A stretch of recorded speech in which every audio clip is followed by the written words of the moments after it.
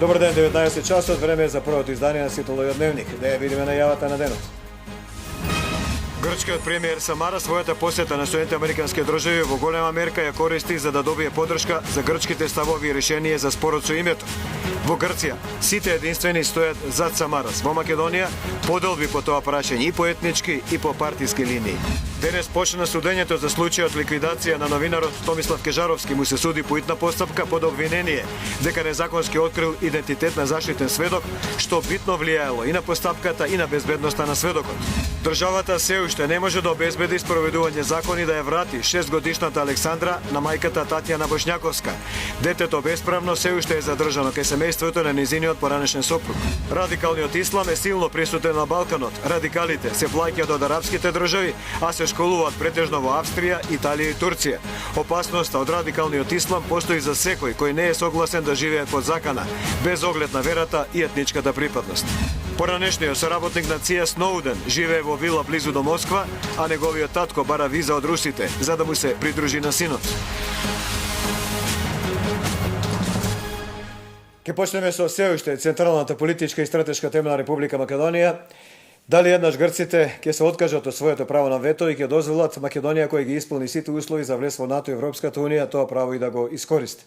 Самарас, грчкиот премиер, е во Соединените американски држави, каде помеѓу останатото добар дел од посетата користи да добие поддршка од Соединените американски држави да се примени грчкиот предлог за нивниот спор со нашето уставно име, а Македонија на друг начин да биде предмет на притисок, тој грчки предлог да го прифати.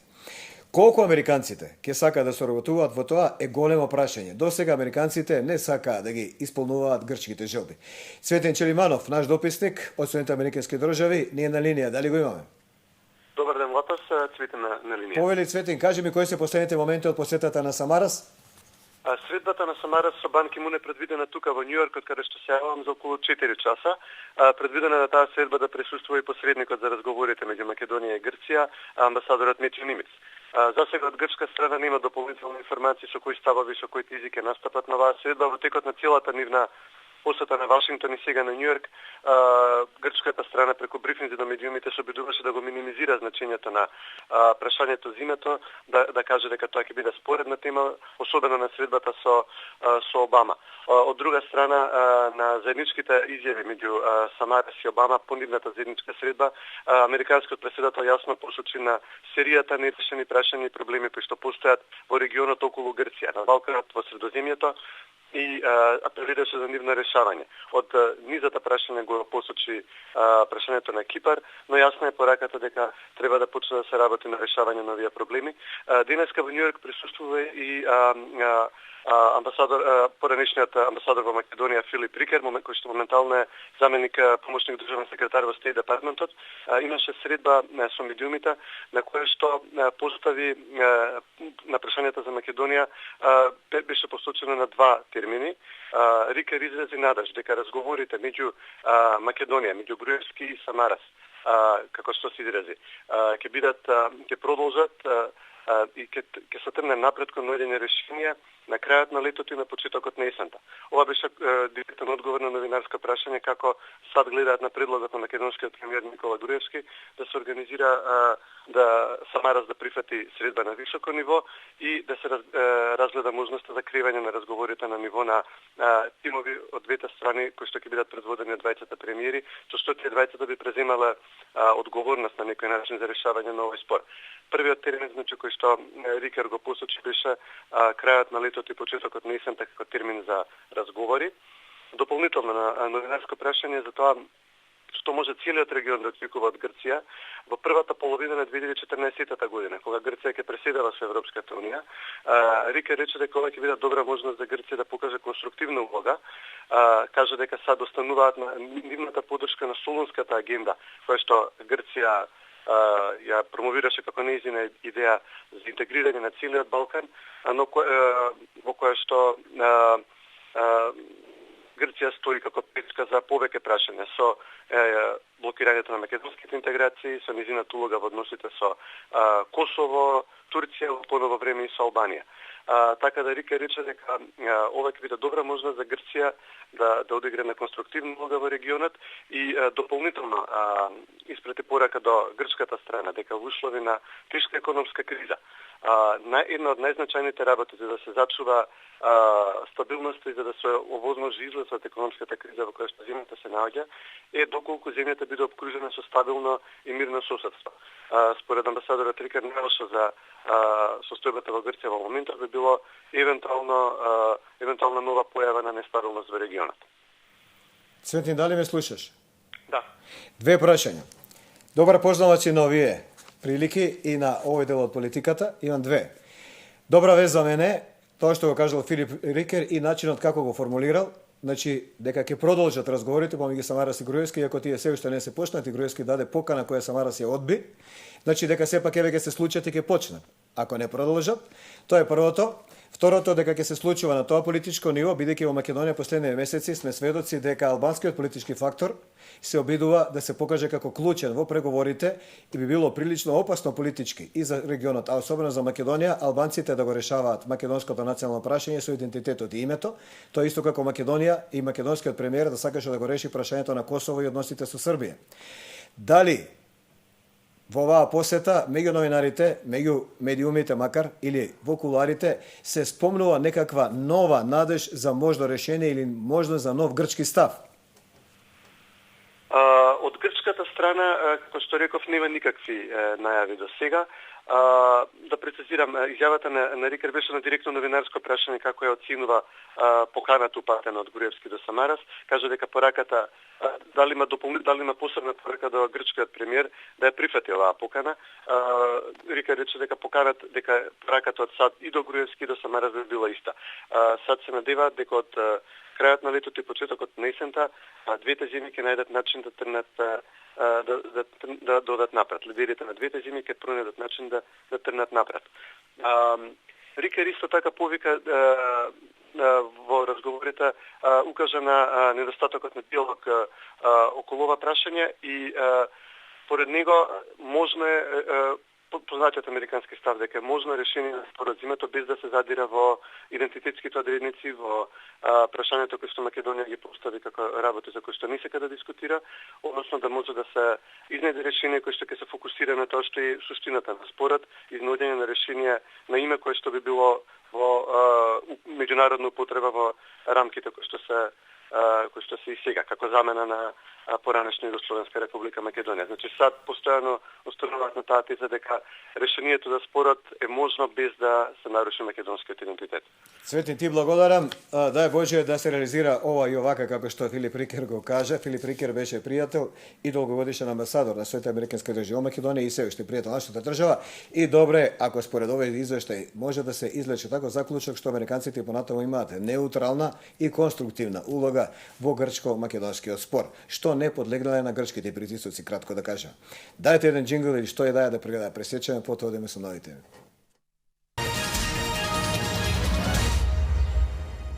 Комисија посветена на 24 декември, формирана по иницијатива на европјаните, а сепак наша потреба.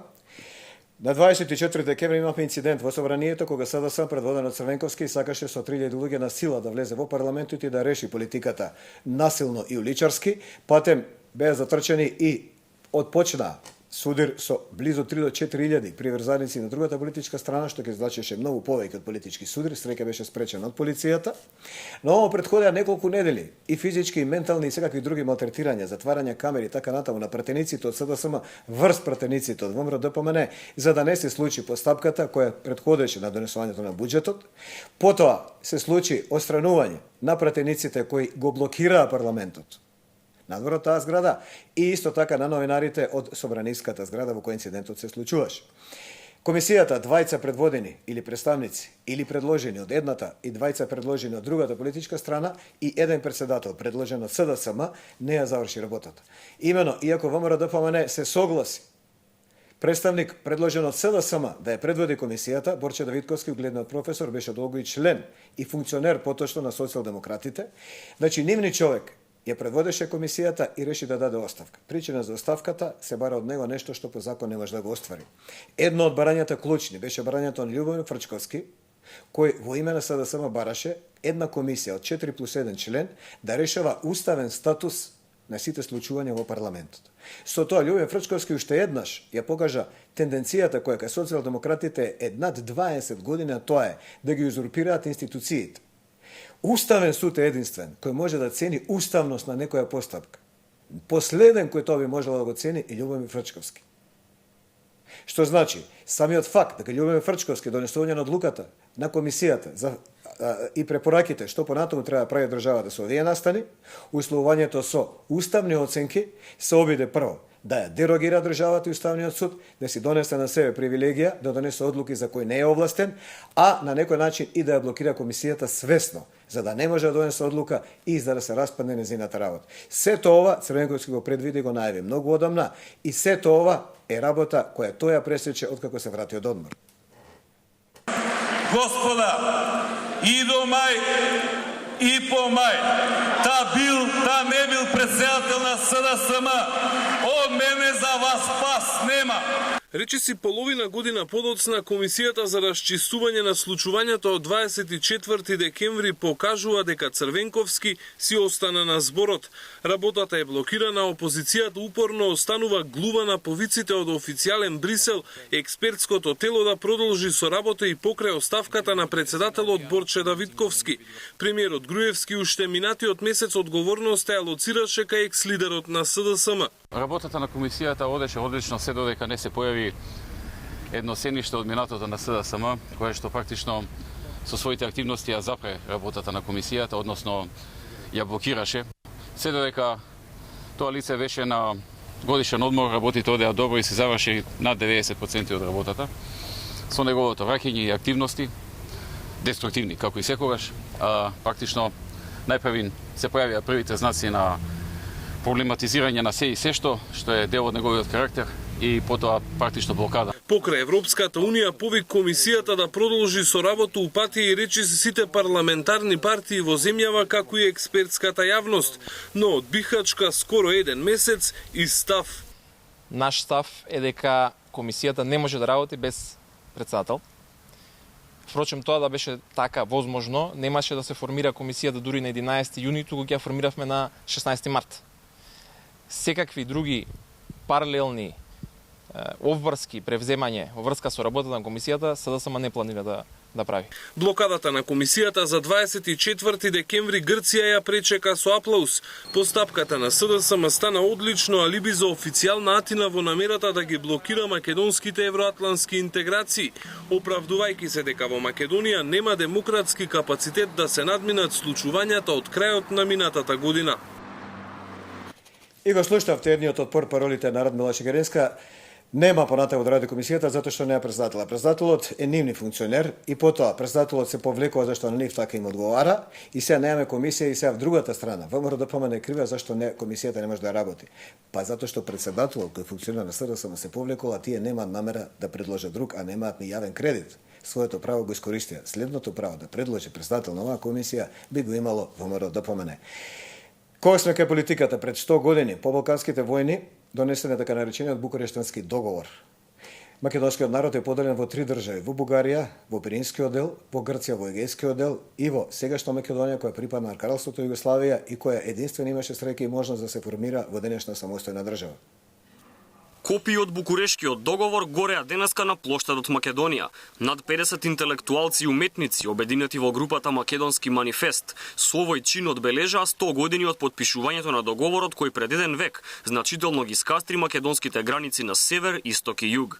Во исто време предупредија дека преговорите за името лесно може да станат нов Букурешт.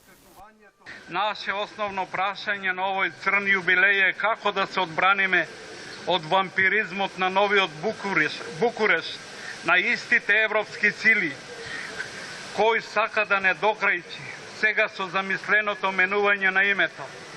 Одговорот е само со цврсто национално единство, храброст и самопочит, доблести кои за жал денес ги имаат само уште малите и столчени, а не империјалните и суетни народи. Својот анимозитет и огорченост кон договорот денеска го покажа и Светскиот македонски конгрес, чии припадници маршираа од Музејот на борбата за независност до Канцеларијата на Европската унија, каде предадоа писмо со кое се бара недвосмислено да бидат исправени целовековните неправди кон македонците, како и стопирање на преговорите со Грција. Бараме права и слободи во земјите каде што живееме, извинување и репарација за штетите предизвикани од балканските војни до денес, враќање на граѓанските, имотните, наследните права и државјанствата на насилно прогонетите македонци од егејскиот дел на Македонија и безусловен крај на разговорите за промена на државното име. На 10 август пред 100 години на Зелената маса во Букурешт беше парафиран крајот на балканските војни, а завиден дел од територијата на Македонија им припадна на Грција, Србија и Бугарија. Компјутерска обука за конкурентност на пазарот. Владата ќе ги оспособува вработените, но и невработените како да ракуваат со компјутер. Гледајте ги бизнис вестите на Сител.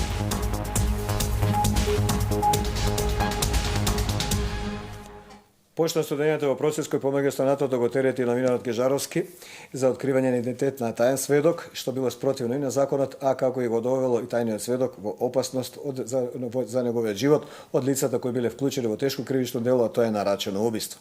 Кежаровски денес изјави дека е невин. Да се потсетува Македонската асоциација на новинари МАН, како и поголема група новинари од Македонија бараат ослободување на Кежаровски не од судската казна, туку од мерката притвор, а судскиот процес да се води нормално, а Кежаровски да се брани слобода. Вознемирени со солзи во очите, новинарот Томислав Кежаровски се бранеше пред судот, каде кривично одговара за објавен текстот пред 5 години. Идентитетот на заштитен сведок од случајот Ореше, Кежаровски го открил бидејќи сметал и тоа е дел од неговата работа како новинар. Како што претходно остро реагира и домашната и меѓународната јавност, така и денеска самиот Кежаровски најмногу приговараше на затворскиот притвор, кој го одлежува веќе 3 месец. Моите текстови се јавно искажан збор и јас ги извршував своите задачи за да ја информирам јавноста, но никогаш не сум имал намера да наштетам некогму. Грешката со сведокот Златко Арсовски Бреза е направена многу порано пред јас да го објавам името.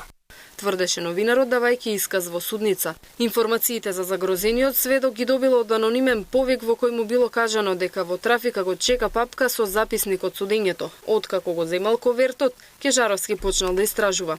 Со ова го отврли обвинението дека записникот со информациите за сведокот под псевдоним Бреза му ги дал тогашниот истражен судија Валентин Зафиров, кој е еден од обвинетите во овој судски процес. Обвинети во случајот ликвидација се вкупно 8 лица.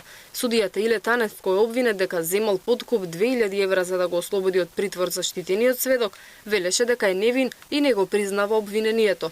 Дека немало подкуп тврдеше и обвинетиот Саведин, кој наводно ја посредувал сделката. Адвокатите со низа забелешки за целиот судски процес. Не ни се дадени докази на увид, не ни се дадени наредбите за посебни истражни мерки да видиме дали се спроведени законски.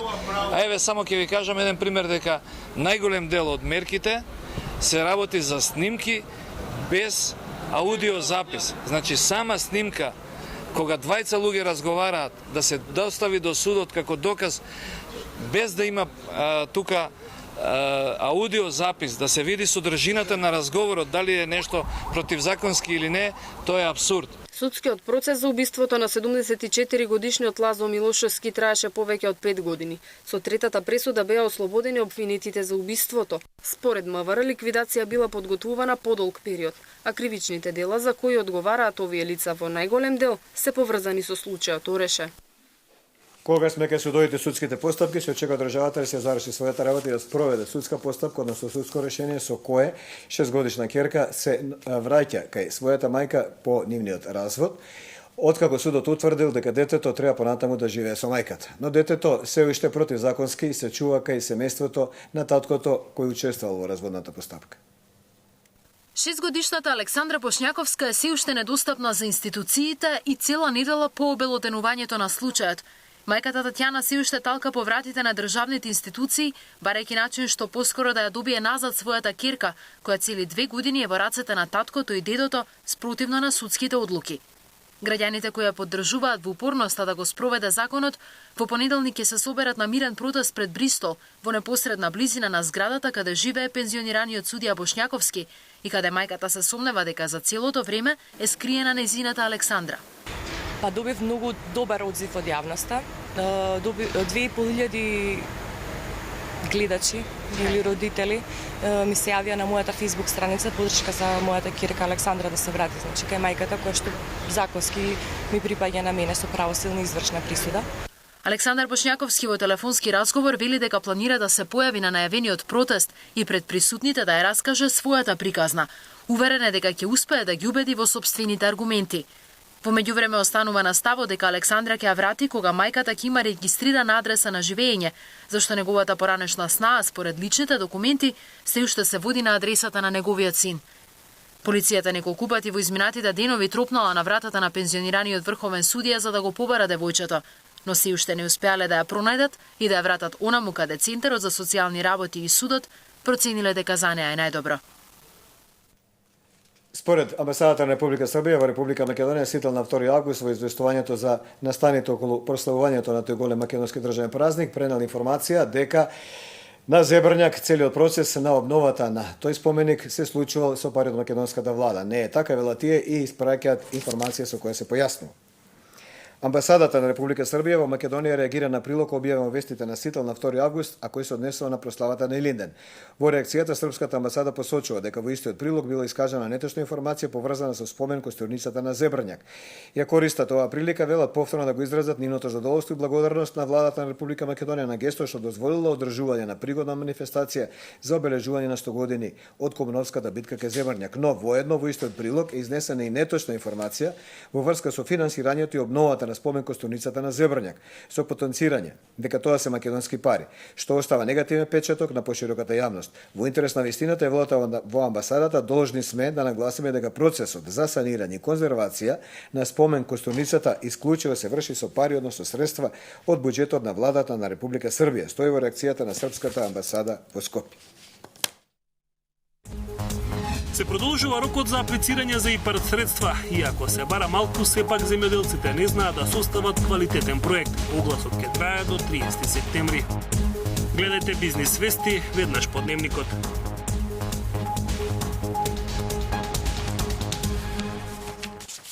Еден од најбитните биолошки или материјално најбитните елементи да воспоставите држави функционална државна власт е да имате население кое ќе ја следи таа власт или ќе ја почитува. Изјавата која ги пресече дилемите во Србија дали србите треба да се борат и понатаму по секоја цена да нивната власт функционира на Косово, изјавата ја даде нивниот премиер Ивица Дачич, шефот на социјалистите. Дачич при тоа рече: на Косово веќе нема срби, каде што нема срби тешко се спроведува српска власт. Во Европа има огромен пад на наталитетот во богатите европски држави. И на Балканот, во таа Србија, 50.000 луѓе живеат помалку поланската година, а оваа година се очекува падот на нови 50.000 жители. Србија од војните наам има преку 500.000 жители помалку. Македонија исто така има многу помал број на жители секоја година, особено македонци. Македонската влада и премиерот Груевски повикуваат постојано дека семејствата треба да имаат повеќе деца и заради себе, и заради општеството, и заради нацијата. Некој слуша, некој не, некој вели немаме пари, а најмногу деца имало во најсиромашните времења. Па се фати логиката. Но затоа во исламскиот свет исто така повикуваат: имате што повеќе деца, таму ги слушаат. Се почести се изјавите на Ердоган жените во Турција да имаат најмалку 3 деца за да ја одржуваат нацијата. Турскиот премиер не ја пропушти ниту вчерашната прилика по повод завршувањето на Рамазан во говорот во Истанбул уште еднаш да апелира за зголемување на наталитетот. За неговите критичари тоа е мешање во нечи приватен живот. Велат дека им се мешам во животот кога повикувам жените да имаат најмалку 3 деца. Не сме дале законска обврска за тоа. Ова е нешто што е прашање на избор. Но јас како премиер им препорачувам на луѓето да имаат по 3 деца. Тоа е мое природно право. Не сме впериле пиштол во ничија глава за да имаат по 3 деца. Дециден е Реджеп Тајип Ердоган и додаде: ако Владимир Путин може тоа да го бара во Русија, зошто Ердоган тоа да не го стори во Турција? Треба да се поддржува нацијата. Секоја држава во светот се труди да ги зачува семејните вредности, столбот на општеството, вели Ердоган, кој има 2 синови и 2 ќерки. Владата во Анкара ја разгледува и опцијата семејствата кои имаат најмалку 3 деца да добиваат награди на многудетност со цел зачувување и зајакнување на исламот во Македонија. Пред 2 дена повика и поглаварот на исламската верска заедница Сулеман Реджепи. Во рамазанската порака Реджепи вели дека зголемувањето на наталитетот е дел од зачувување на генезата на муслиманите на овие простори. Jemi të edukuar nga fjalët e edukatorit më të madh të njerëzimit, Muhammedi sallallahu alaihi wasallam, se duhet të përgjigjemi gjithnjë me plot respekt urdhrit dhe parimit fetar, se duhet të rrisim natalitetin, vështimin e numrit të pasardhësve tanë, edhe është pjesë, sepse kjo është pjesë e ruajtjes së gjenezës tonë të pastër dhe krenare. Muslimanët e këtyre hapësirave në këtë mënyrë kanë ruajtur ekzistimin e tyre biologjik dhe fetar. Ndryshe, mos respektimi i normave fetare do të sjellnin tani një të dhënë të trishtuese, për të mos thënë do të ishin të asimiluar tërësisht. Интересно е тоа што овој дел од рамазанската порака го нема во пораката што Реджепи ја даде и на македонски јазик. Повикот на зголемен наталитет го има само во рамазанската порака што поглаварот ја даде на албански јазик. Официјално, според американските објавени податоци, над 5000 муџахедини и исламски радикали учествувале во војната во Босна. Војната запрела. Тие секако нема да се вратат назад во своите земји и да работат во земјоделие или во фабрики. Останале на Балканот. На Балканот ги има и понатаму. Се шири радикалниот ислам на Балканот, се отвараат се поголем број на центри и институти во регионот во кои се школуваат идните терористи. Најголем број од нив се сместени во Албанија, а се финансирани од Саудиска Арабија и Кувајт. Во институтите и центрите се школуваат верници со вахабистички идеолошки убедувања не само од Албанија, туку и од Босна, Косово и Македонија. Потоа одбрани ученици се праќаат на доусовршување во Арабија, Сирија, Пакистан, Јемен и Египет. Овие организации се предмет на истражување на албанските и европските разузнавачки служби, пред се на италијанските и германските. Познавачите на безбедносните ситуации во регионот објаснуваат дека сите центри и институти имаат своји училишта и дека во нив се изучува Куранот на арапски јазик. Продирањето на исламските хуманитарни организации, кои често се и еден вид на центар за ширење на радикалниот ислам во Албанија, почна во 1990 година. Некои од нив се официјално регистрирани, но сепак има и такви кои действуваат без дозвола за работење. Заедничко им е тоа што лиферуваат кадри кои представуваат закана за Европа и светот. Кај кинезите, ако сметаа дека детето му е премногу размазано, има институција која може да ја користи, тоа го праќа во војска на превоспитување. Од перењалишта преку местење на креветот до вежби карактеристични за специјалните единици. Ваков е животот на размазените деца во кинеските воени кампови. Пратени со една цел да ги научат основните работи во животот, овие деца поминуваат низ една сложена и тешка обука. Доколку родителите заклучат дека нивното дете е размазено и не сака да ги извршува своите секојдневни работи, тие го праќаат во еден од детските воени кампови. Проблемот во Кина со размазени деца се појави откако држава одлучи поради пренаселеноста семејствата да имаат по едно дете, бидејќи се единствени голем дел од нив стануваат мрзеливи и работите ги чекаат од родителите. Зафатени со секојдневните обврски, родителите пак ги оставаат своите деца во овие кампови, каде официри и инструктори ги учат на тешкотиите и секојдневните обврски во животот. Децата во кампот извршуваат и вистински воени задачи како што е стрелањето. Според кинеската армија, камповите за справување со размазеноста даваат доста добри резултати и честопати инструкторите добиваат пофални писма како од родителите, така и од децата. Инаку политиката на едно дете во Кина за прв пат е спроведена во 70-тите години, кога земјата не можеше да го издржи демографскиот бум. Оде малку кај парите, познати лица од бизнес светот, од јавниот живот воопшто учествуваат во акции да им се помогне на семејствата кои се социјално загрозени. Да се грижиме за топол дом, дознав од медиумите и веднаш се јавив на мејлот и после неколку дена ме контактира од Министерството за труд и социјала и денес сме овде да донираме овој кревет. Мислам дека ова е многу добра акција, мислам дека е многу хумана и ги повикувам моите сограѓани да бидат хумани и да искочат во сусрет на социјално загрозените лица, да им можеме да им помогнеме и да ги пројдат деновите до нивно закрепнување. Така да бидете хумани као ја, ова ми е прва ствар што ја донирам, уште многу работи кои ми се вишак во мојот дом и имам намера да ги донирам и да бидам хуман. Глобалната економија пред колапс, дали е прилогот подготвен или имаме технички проблеми? Глобалната економија се наоѓа пред нов колапс, покажуваат најновите податоци за состојбата во светот. По 4 години рецесијата се врати во Русија, а забрзано опаѓа и економијата на Кина, Бразил, Индија и Јужноафриканските републики.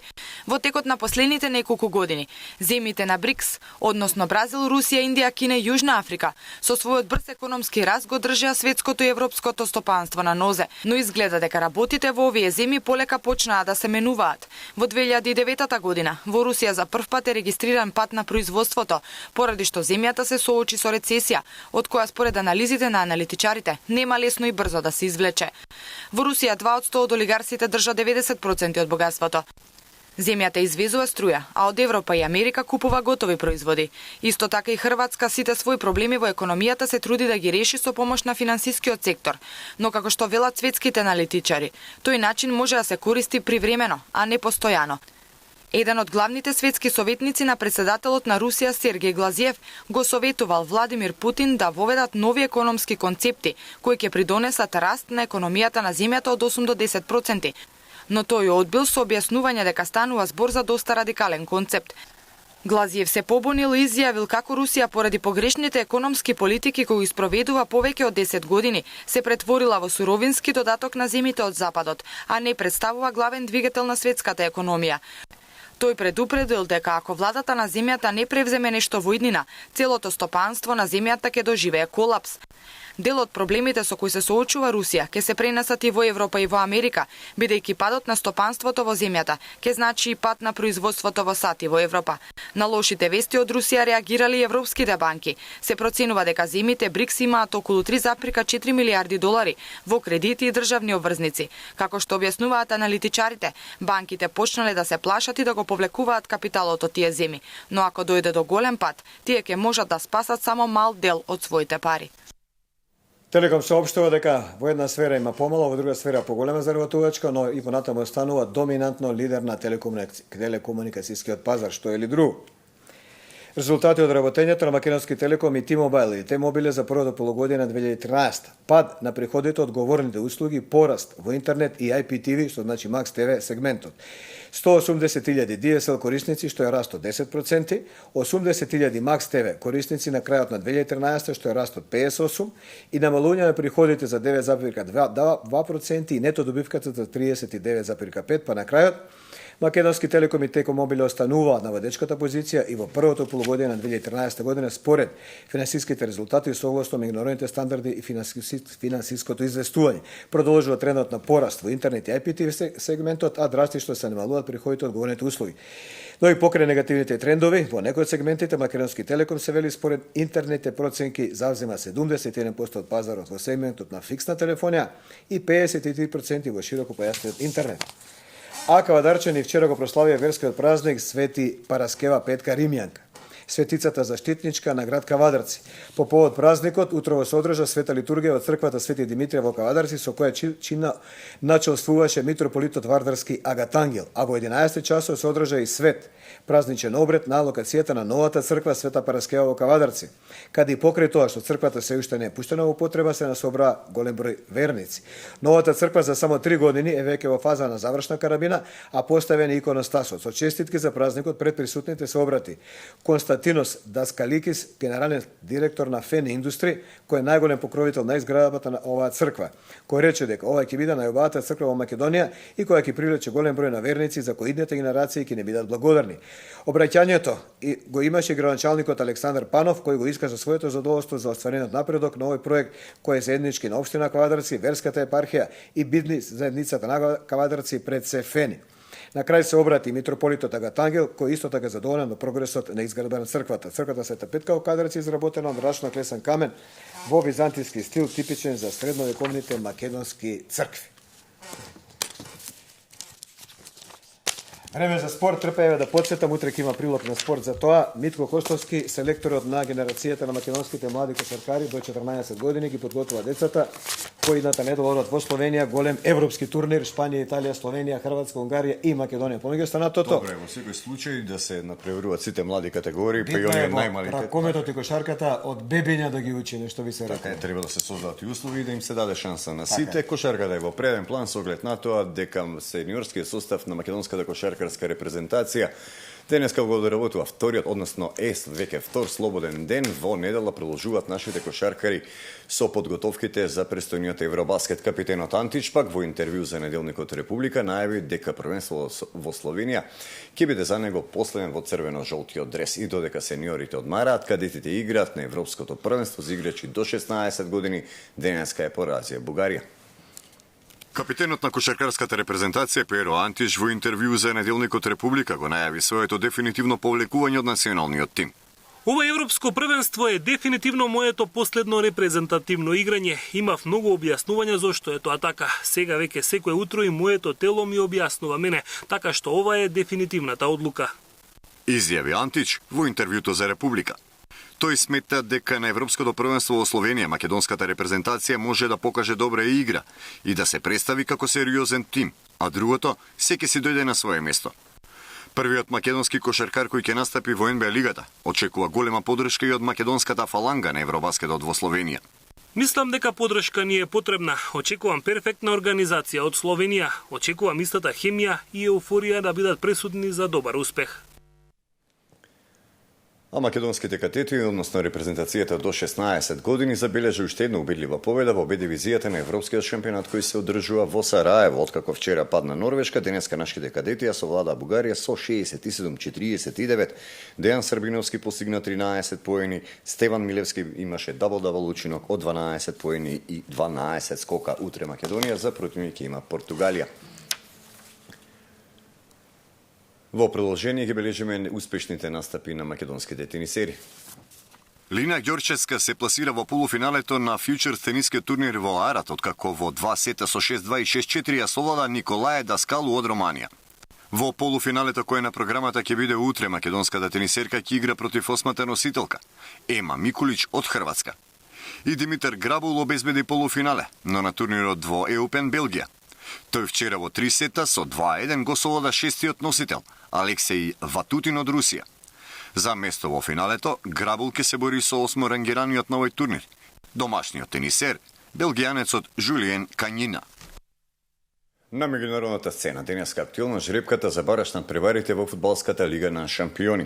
Стеа Уа на нашиот репрезентативец Даниел Георгиевски во второто квалификацијско коло го елиминира Вардар, а сега за влез во групната фаза ќе се бори со Легија од Варшава. Агим Ибреми пак со тимот на Барибор за противник во групната фаза ќе го има тимот на Викторија Ползен. Еве ги останатите двојки. Динамо Загреб игра против Австрија Виена, Лудогорец Базел, Шахтјор против Селтик, рековме Стеа Уа Легија, Олимпик Лион Реал Соседат, еден од поинтересните надпревари, Пакосфери игра Зенит, Шалке Металист, ПСВ Айнховен во дуел против Милани, можеби најинтересниот е дуелот меѓу Фенербахче и Арсенал. Во продолжение и за сумата на подносно парите кои УЕФА годинава ќе ги одвои за клубовите во овие 2 минутни надпреварувања.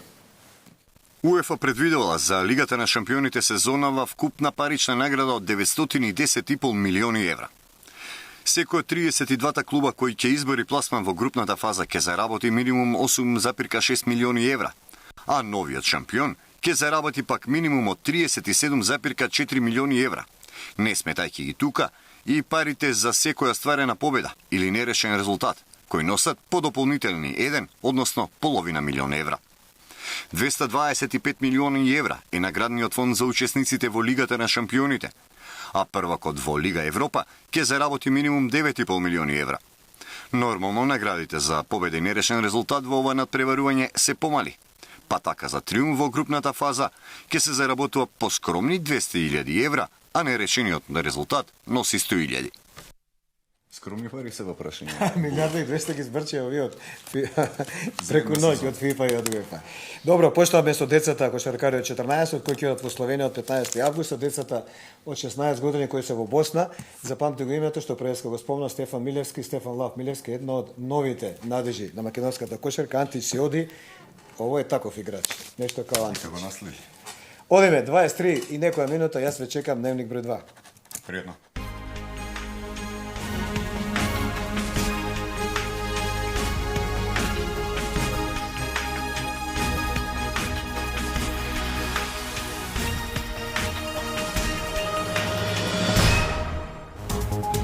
Компјутерска обука за конкурентност на пазарот. Владата ќе ги оспособува вработените, но и невработените како да ракуваат со компјутер. Продолжува растот на домашната индустрија. Производителите велат, ако четвртиот квартал е позитивен, следната година индустријата ќе забележи драстичен раст.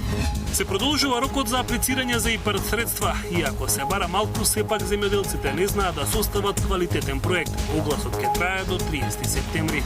Откупени 70% од пченицата. Од влада велат, рестриктивната мерка ќе се повлече кога ќе се стабилизира пазарот.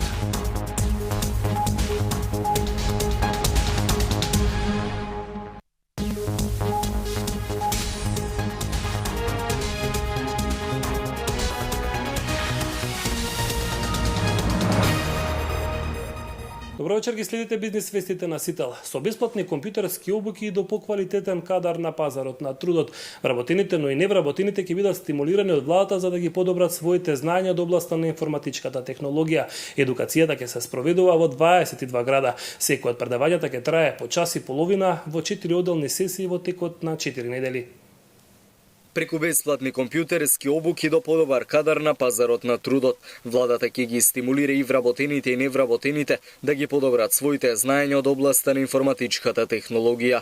Првиот проект е отворен за сите граѓани и е составен од 2 модула: канцелариско работење и користење интернет. Процедурата за пријавување е многу едноставна, може да се изврши на неколку начини. Првиот е со поднесување на писмено барање преку пошта од страна на граѓаните, адресирано до Министерството за информатичко општество и администрација, со назнака за бесплатни обуки за работа со компјутери. Вториот начин е пријавување, само пријавување или во случај да не познават и до толку граѓаните комуникацијска технологија, некој да ги пријави на мејл адресата besplatniobuki@mioa.gov.mk и третиот и можеби наједноставен начин е пријавување по пат на телефон на бесплатниот телефонски број 02 15 111. Вториот повеќе насочен кон невработените лица, односно во овој проект ќе се спроведуваат понапредни бесплатни обуки од областа на графичкиот дизајн и јава веб развојот. Што представуваат едно сериозно подобрување на вештините на лицата кои што ќе поминат таа обука и ќе може да бидат соодветна компаративна предност во процесот на нивно понатамошно вработување. Модулите ќе се спроведуваат во 4 одделни сесии 4 недели. Секоја сесија ќе трае час и половина, а обуката ќе се спроведува во 22 градови во Македонија, односно на местата каде се отворени бесплатните интернет клубови.